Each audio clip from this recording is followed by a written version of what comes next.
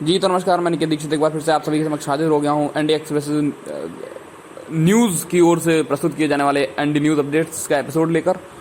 और आप सभी को बता दूं सबसे पहले कि आप लोग वीडियो को पूरा देखिएगा और चैनल को सब्सक्राइब कीजिएगा, वीडियो लाइक और शेयर ज़रूर कीजिएगा। मैं आज थोड़ा सा ज़्यादा जल्दी बकवास कर रहा हूँ और उम्मीद है आपको ये बकवास पसंद आएगी। चलिए शुरू करते हैं अपना रोज़ का क्रियाकलाप। तो आईसीएसई बोर्ड ने जो है अपनी 10वीं की परीक्षाएं कैंसिल कर दी हैं और 12वीं की परीक्षाओं को जो है उसमें टाल दिया है।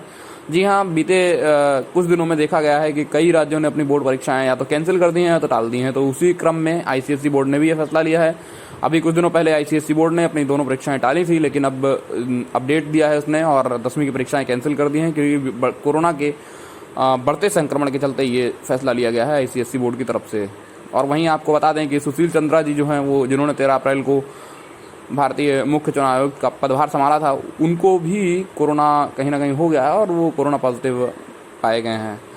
तो ये एक बड़ी खबर सामने आ रही है। और उसी के साथ में बता दें आपको कि दिल्ली में जो है बीते सोमवार से अगले सोमवार तक लॉकडाउन लग गया है। जी हाँ, सोमवार रात 10 बजे से और 26 अप्रैल सोमवार सुबह 5 बजे तक लॉकडाउन की घोषणा केजरीवाल जी द्वारा कर दी गई है।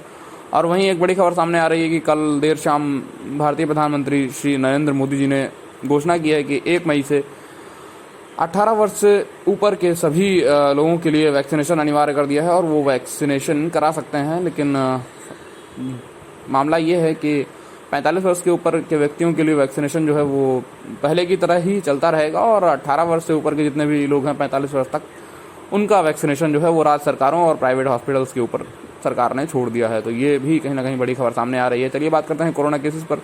बीते 24 घंटे में कोरोना केसेस जो है वो हालांकि पहले के मुकाबले कम हुए, लेकिन 2,50,000 से ऊपर उनकी संख्या रही, ये भी चिंताजनक बात है। और 2,56,828 पॉजिटिव केसेस मिले। वहीं 1,54,234 लोग रिकवर भी किए। और चिंताजनक बात यह है कि मौतों के मामले में भारत टॉप पर पहुंच गया है। ब्राज़ील अभी तक था जिसके अंदर करीबन 1,500 से के आसपास मौतें जो है प्रतिदिन दर्ज की जा रही थी। और अमेरिका जो था उसके अंदर 400 से 600 मौतें प्रतिदिन दर्ज की जा रही थी। लेकिन भारत में बीते 24 घंटे में 1757 मौतें हुई हैं और ये बड़ा आंकड़ा है कहीं ना कहीं। और चिंताजनक बात भी है कि भारत मौतों के मामले में टॉप पर पहुंच गया है। तो चलिए बात करते हैं राज्यों की। और कहीं ना कहीं महाराष्ट्र में 58,924 केसेस की पुष्टि हुई। बीते 24 घंटे में 52,412 की जो है रिकवरी हुई और 351 लोगों की मौत हो गई। उत्तर प्रदेश की जहाँ तक बात करें तो वहाँ पर 28,000 से ऊपर केसेस की पुष्टि हुई और 10,900 से ऊपर रिकवरी हुई। वहीं 167 लोगों की मौत हो गई। ये मौतों के हिसाब से भी उत्तर प्रदेश का बहुत बड़ा आंकड़ा है। तो बड़ी चिंताजनक बातें हैं। खैर दिल्ली की जहाँ तक बात करें तो वहाँ पर 23,686 केसेस की पुष्टि हुई और 21,500 लोग रिकवर हुए और 240 लोगों की मौत हो गई। मौतों के मामले में दिल्ली निरंतर बढ़ता चला जा रहा है। हालांकि कोरोना केसेस भी यहाँ पर मिल रहे हैं, लेकिन रिकवरी रेट यहाँ पर बढ़ता चला जा रहा है। ये अच्छी बात है कहीं ना कहीं। और लॉकडाउन की भी घोषणा अब कर दी गई है, तो उम्मीद है कि केसेस में गिरावट दर्ज की जाएगी और रिकवरी रेट यूँ ही बढ़ता रहेगा। तो चलिए बात करते हैं छत्तीसगढ़ की। छत्तीसगढ़ में 13,000 से ऊपर केसेस आए, 12,000 से ऊपर रिकवर हुए और मौत जो है वो 175 लोगों की हुई यहाँ पर। बात करते हैं मध्य प्रदेश की। ये महाराष्ट्र की जगह मध्य प्रदेश और मध्य प्रदेश की जगह महाराष्ट्र, पता नहीं क्यों आ रहा है। खैर यहाँ पर 12,897 लोग जो है पॉजिटिव पाए गए बीते 24 घंटे में और 6,836 लोगों की रिकवर हुए। ये तो बहुत ज़्यादा चिंताजनक बात हो जाती है अगर ऐसा होता है। भगवान न करे ऐसा कभी हो। तो 6,836 लोग रिकवर हुए और 79 लोगों की मौत यहाँ पर कोरोना वायरस से बीते 24 घंटे में हुई है। गुजरात की यहाँ तक बात करें तो गुजरात में 11,403 लोग पॉजिटिव पाए गए बीते 24 घंटे में और 4,179 जो है रिकवर किए और 117 लोगों की मौत दर्ज की गई। तो ये तो हुई कोरोना वायरस की बात।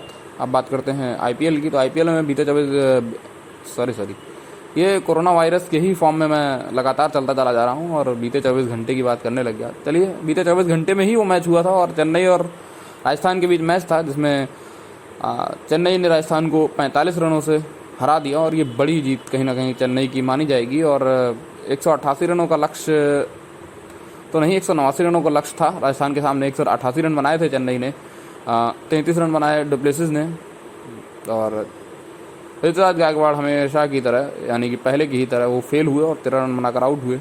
रैना भी कुछ खास नहीं कर पाए, 15 गेंदों पर 18 रन बनाए। और वहीं मोइन अली ने 20 गेंदों पर 26 रनों की पारी खेली।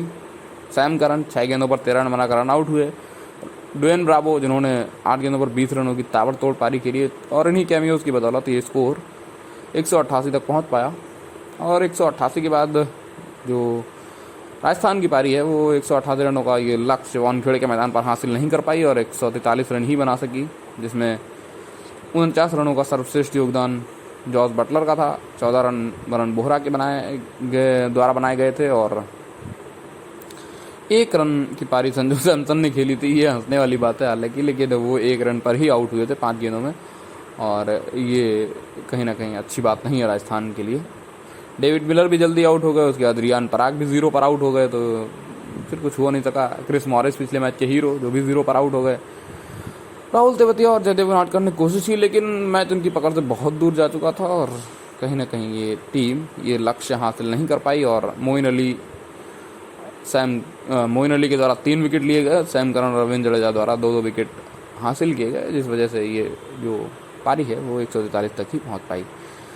तो आज जहां तक बात करें वो दिल्ली और मुंबई के बीच मैच है और दिल्ली और मुंबई पिछले IPL में 4 बार आमने सामने आए थे और 4 बार मुंबई ने जो दिल्ली को पछाड़ दिया था यानी कि हरा दिया था। और उन सभी मैचेस का बदला लेने के लिए आज मैदान पर उतरना चाहेगी दिल्ली कैपिटल्स की टीम। और आज एंड्रिस नॉर्के जो भी है वो भी कहीं ना कहीं ठीक हो गए होंगे और मुझे उम्मीद है कि वो ठीक हो गए हैं, क्योंकि पिछली बार रिपोर्ट उनकी नेगेटिव आ गई थी लेकिन बॉडी को रेस्ट देने के लिए वो नहीं खेले थे और आज उम्मीद है कि वो मैदान में उतर सकते हैं और इससे उनकी गेंदबाजी और ज़्यादा मजबूत हो जाएगी। तो देखने वाली बात होगी कि ये किसकी जगह नॉकिया को शामिल करते हैं। और मुंबई से पिछले फाइनल की हार का बदला लेने के लिए दिल्ली अपने पूरे दमखम के साथ उतरेगी और फॉर्म में भी हैं उनके बल्लेबाज ऋषभ पंत और शिखर धवन, पृथ्वी शॉ, ये लोग अच्छा खेल रहे हैं। हालांकि ऋषभ पंत थोड़ा डर के खेल रहे हैं इस बार IPL में रिस्पॉन्सिबिलिटी लेकर कैप्टनसी की, लेकिन उम्मीद है कि ये दबाव उनके ऊपर से आज हटेगा और लंबे लंबे शॉट्स देखने को मिलेंगे। वहीं रोहित शर्मा भी फॉर्म में नहीं है मुंबई की तरफ से। उम्मीद करते हैं, पारियां खेली हैं छोटी छोटी लेकिन वो उतनी कन्विंसिंग नहीं लगी और उम्मीद करते हैं कि आज वो इस दबाव को तोड़ेंगे और आउट ऑफ फॉर्म होने का जो टैग कहीं ना कहीं लगा है उनके ऊपर हल्का फुल्का, उसको भी हटा देंगे और बड़े लंबे ऊंचे शॉट आज रोहित शर्मा की ओर से भी देखने को मिल सकते हैं। सूर्य कुमार यादव अच्छे फॉर्म में है। क्विंटन डिकॉक की ओर से कोई पारी देखने को नहीं मिली है, क्रिस लिन की जगह वो शामिल किए गए थे। और उसके बाद ईशान किशन भी इस बार आउट ऑफ टच नज़र आ रहे हैं, देखते हैं उनका क्या हिसाब किताब रहता है। कैरन पोलार्ड पिछले मैच के हीरो बहुत अच्छे फॉर्म में नज़र आ रहे हैं, अगर वो चल गए तो फिर दिल्ली की गेंदबाजी चाहे जैसी हो कोई मतलब नहीं होता, क्योंकि मैदान के बाहर ही गेंद पहुंचती है। चाहे हम सब जानते हैं कि अगर कैरन पोलार्ड के बल्ले का किनारा भी लगेगा तो गेंद बाहर ही जाएगी, क्योंकि बड़ी ताकत है उसके बाजुओं में, उनके बाजुओं में। कहीं ना कहीं ये मैं नहीं यूज़ कर सकता, बहुत बड़े खिलाड़ी हैं और उनका सम्मान करना आवश्यक भी है। चलिए खैर, फ़िलहाल मैं अपने वीडियो को यहीं क्विट करता हूँ। आप लोग चैनल को सब्सक्राइब ज़रूर कीजिएगा, वीडियो को पूरा देखिए, लाइक कीजिए, शेयर कीजिए। धन्यवाद, बाय बाय।